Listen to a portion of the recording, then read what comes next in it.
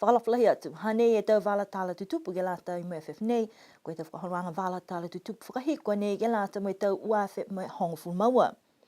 Whakamua pehe lirifu palemia ko toke tālangi, ole ia ke tau tangata ngahua osi, bihia mo tau matakau kehe ke ngahua au loa ke lang matai asiha ke motu. Koe tau tangata ngahua whakatuwhono ke ngahua whakamoori ke tau ngahua, hako ki sea whai tangata angaia ne whai lali ke toho e tau ngahua ki tua. Walata ke ngahua au loa ke whakatumau e asiha ke anga he motu. Koe tau mana koe whakatuwhono he talhawa ia ke whai hiki anga e tau whakatau tonuanga he tau tangata ngahua. Hata tūru a tau ngahua ka, koe lori hata tūru ke tausi, ke whakahoro whakamutaki tau puhara ke tausi e tau ngahua, ke lata ai me tau tangata i hata tūru atu. Suka ke sia he maa nei tahana mene e nukua mahuinga lahi ke haka, mana tuanga. Ke lori ke tausi i tau mana whakahinga i tau tūru ke tau projects. Ke mō me tau tupe mai whawha, ke rangmatai e ke tau ngahua he hata tūru atu.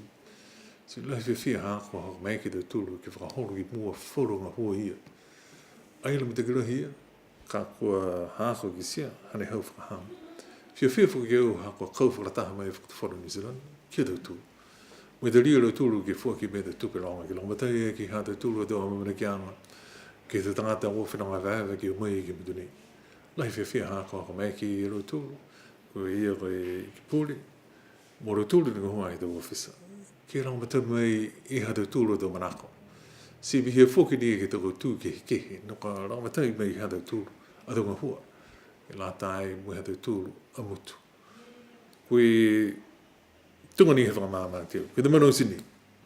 Ka mata mai e tau whakapangi te whānau, tau tangatanga ke wharenga ngāo. Tau si te tūru ki lata me tau tūru. Si koe tāne ono noanga e whakatawhona mānui. Ki lori unu ni hake te tutungi te tangata.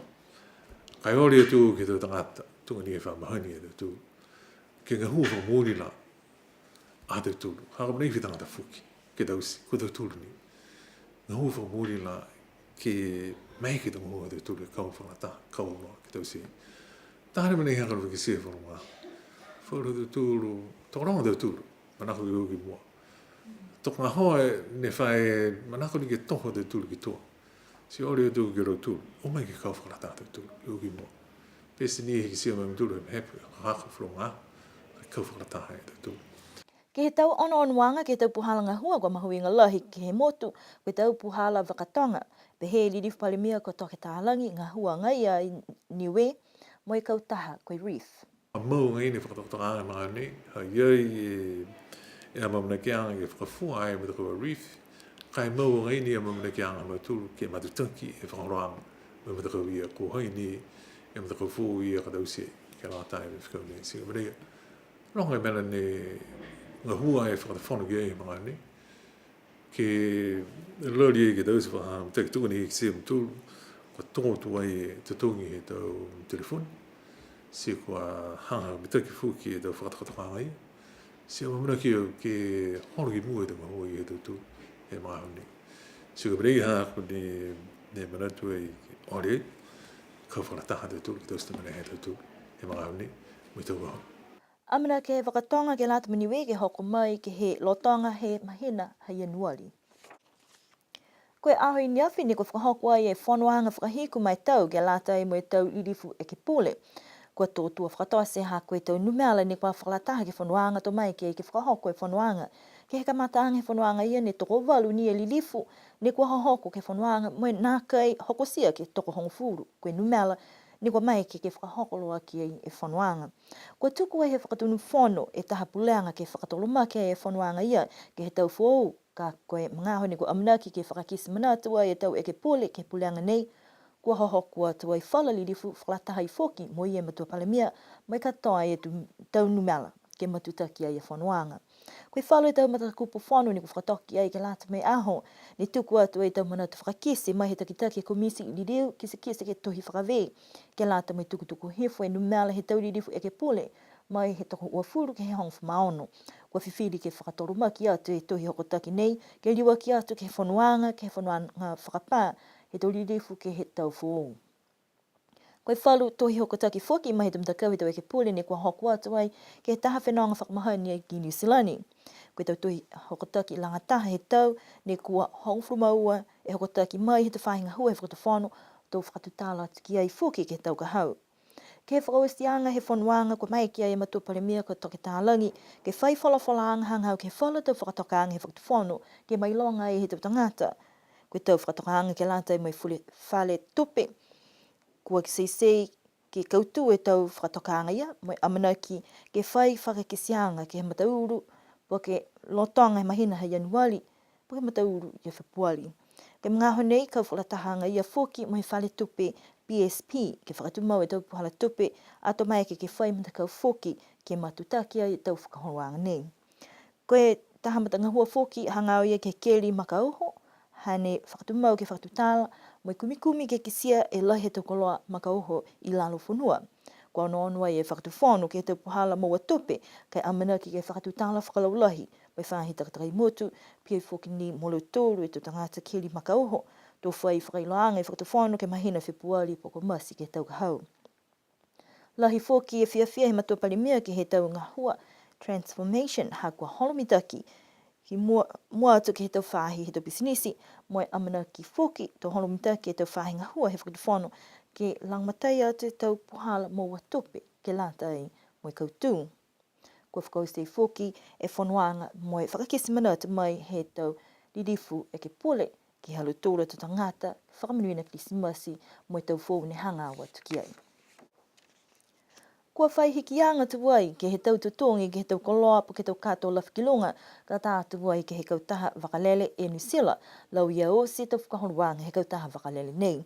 Ko tau hikianga nei kua kamata whakangahua ai he mata uru he mahina te semo. Ko tau tutongi ka eke kua tutongi e tau sikesi he moale ate aho uafuru maua i a Novema ke lata mo tau wala lawhikilunga mai i niwe ke South Pasifika mo New Zealand mo Australia. Ni kua talahau wai e lautoru ko tau e sini he New Zealand ke motu ko Planners Travel koe wala whakamua taha seo uafuru e tāla. Koe wala ke uaki ua seo tāla. Whakatai ka eke kua lawhi ai e seo uafuru me ua seo nei koe katawa ke tōru seo uafuru tāla. Moe tōru e wala ki lunga koe ua seo limufuru tāla. Koe tau tope ke latai me tau kato molea e uafuru matori kilo kai ilalo hefo he tōru ngufuma ue kilo koe tahe seo uafuru tāla. Koe whakataanga ke latai moe tukwhenonga mai ni we ke he whalu motu whoki he lalolangi ni lau iai whoki a Perth, Denpasar mo Honolulu. Koe tau wala koe tau kato lawhikilunga, koe wala whakamua, koe tutongi ua seo tāla, koe wala ke uaki ua seo limufuru tāla. Koe mnea ka lawhi uai e ua seo moe uafu malima, ua seo limufuru, koe katoa koe wha seo limufuru tāla. Koe wala ke tōru aki e lawhi atu ki ai e tōru seo limufuru tāla. Koe tau tupe ke lata mo tau kato mo lea uafu matori kilo kai ilalo hefo he tōru maua kilo ua seo tāla. Koe tau tutongi ka eke ke tukwhenonga mai ni we ke he whalu atu motu he lalolangi ne kua tutongi ai e tau sikesi whakalele tō hoko atu ke aho uafu mataha i a Novema ne kua whakatoka ai whakatumawanga ia ni ke whitung fumalime tāla he wala whakamua. Koe wala ke uaki ua seo limufuru. Koe mneia koe tōru seo uafu malima e tāla he tutongi ke he ue wala. Ke lata me wala ke tōru aki koe tōru seo limufuru tāla. Ono atu ki ai koe tau tope ke lata me tō kato molea e uafu matori kilo kai ilalo hefo he tōru fumaua kilo koe fitu lima e tāla. Koe amna kianga tō mailonga he tō tangata tau hikianga nei moe manamanatu ke tō koloa kai ke kua manako ke utakehe mai he motu kai mai ke hoi whoki ke moa taha whakalola hianga whoki mai he tau e sini whakalele ha New Zealand he motu koe Planners Travel. Kua whakahau ai he mtakau le weki ke he tau le kua tupu whakawafo e taha whakakuanga ke lata i moe tau whono takitaki maanga ke whahita punei ke liu whakamanatu mai ono atu he whalo tau mehana ni kua lata ke iloa ke maua mamanaki kai ke kua tutupu ai e tau le kua. Koe taha ka kano oho ne manako ke tau se tau whakakuanga nei ke lata i moe tau takitaki maanga hako mai longa koe laulahi he tau tu whono maanga kua whakafou moe kua lata ke whai maanga ke tau palana he tau maanga takitaha. Ne whakatutala I mo ia e takitaki he Niue National Disaster Council hangau ki he tau whakakuanga nei, mo I tau manatu ke lata me tau tangata ke maua manaki. Ko mena whakamua ki alito he tonga hauosi rangatos ki lote he domana kau ko mautari po ke kupapalenga preparation. Ko mahuinga ia. Haka mena takolonga ni ko lauia ke tonga hua, takolonga ni ko lauia ki he wharo tau kota whanga, tuangi ta wharo tau maanga. Hai ei foki alito ko e lota kaina, hao mga whawa. Sikai ka koe, so ke kano ia ni ko whakapapahi ai e tau puhala ki tau se mua tunga e lota kaina ga, ke mapopo, hau mo ia kai ke he haua tuanga, kai ka koe ke whainga hua ni kua atu e haua kata whanga ke tau se mga hui ka moe tau o ting maralo. E ailota kai ke kanai, po ke ailota kai ke ai hoko sia haua tau amamna ki hanga ki mena ko lata kei.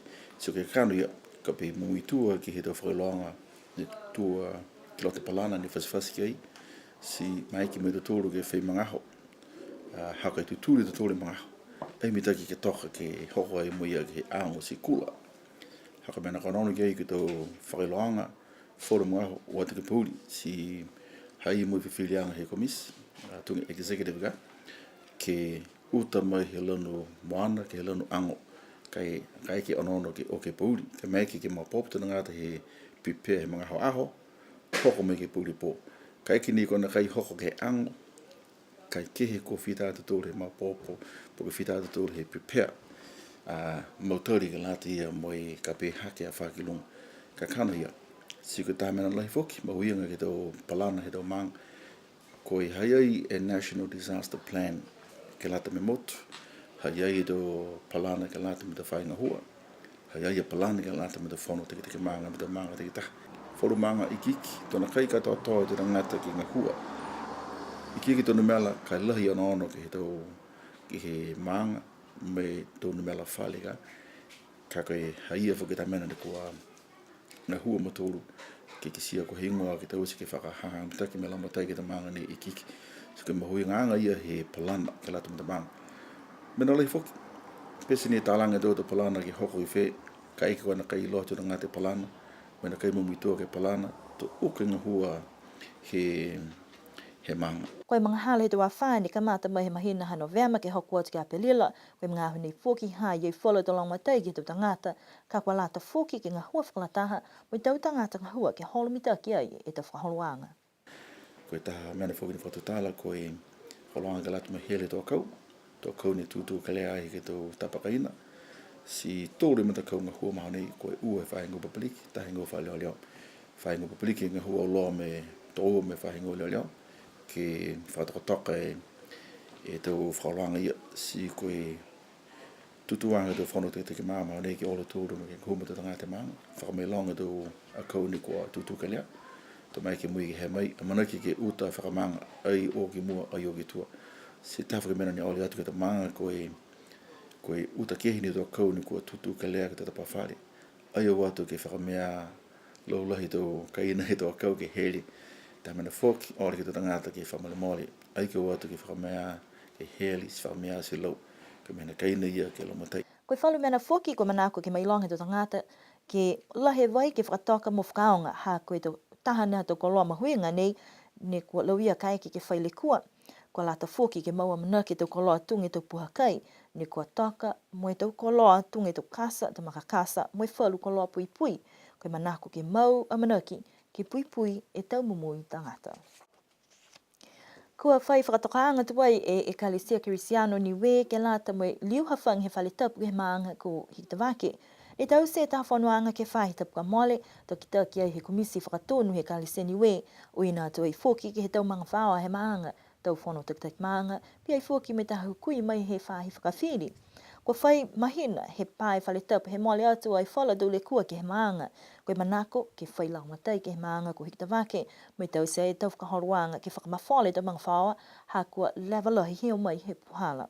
Tala hau e hukui ke he komisi whakatonu, kua loi tau whakatutalaanga me tau manatu kua whakakise, ka kua talia ke whakatoka ki tō e tau le kua ke tau se mawhala, mai ono-onuanga ke tau fōu, mai kamata anga fōu. Hai ei fō ke taha mga whaone nā kai whakalataha atu ke whanuanga nei, Moe nā kai manako ke hawhangi ai e whaletapu. Ka koe laulahi alu tōru ne kua hohoku atu ke whanuanga kua talia ke liu ke hawhangi. Koe mana ia kua amina ke liu hawhangi whaletapu hikta wake ke aho hongfu matōri a Januari moe hanga watu ke tau mga hala fia nei. Koe aho fia he maanga ko vaia ni kua kehe whakatoa se tau nei, ha kua whakahoku ai ke he taha aonga hua. Ka mata e aho lahi fulfuwala kai nā kai toko longa i tau tangata kua hoku atu, ke aho ha kua laulahi kua uatu ai ke tau ngahua. Pese ia whakahoku ai e aho he maanga mo i tau whamatalaanga mai fuki he e ke pule maanga ke tau ngahua he maanga, pihia ke he tau whakahoruanga ke whakamea e mtakawi ko whasiau tuai, whakahoho fuka ia ke he tau tangata ke uatu mo i kisia mtakawi mahuinga nei. Koe lilifu palemia moe haana ka penata kua hoku atu alu tōru ke aho, moe tau whakamatalaanga fuki hei ki pule ke whahinga hua whakamotu, koe lilifu ko Joan Viliamu ke haana tau whakawhetu ianga moe maanga. Hawhangi fuki e aho ke lata me tau whakawhiawhianga ko alu tōru ne whakatutali kei pe hei alu tōru, mi taki lahi ka whakahoko e tau aho penei ke he tau aho whaiumu. He kisia nā kei lahi mga aho ke tau stokai, si nā kei toko longa fuki, alu tōru ni kua uatu ke aho. Whakausia e tau whakawhiawhianga alu tōru ke he tau kōli whiawhia he tau whata, mo e tau mga whawa he maanga.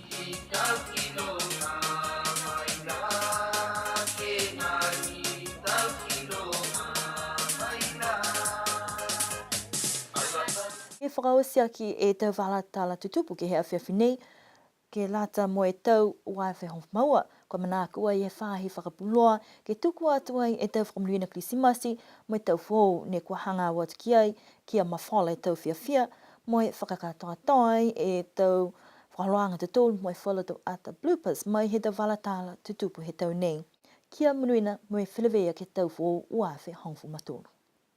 Kua whakaulu tuai e whale ako ako. Whou, ha? Ko whakaulu ka au nei?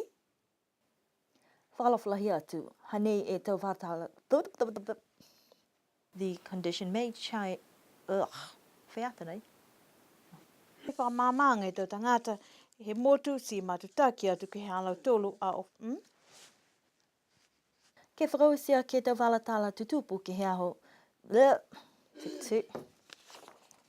Koe mahunei kua mai longa, kua whitani whala tau tangata ko kamata whanawhane tau manulele, kai nā kai lawa.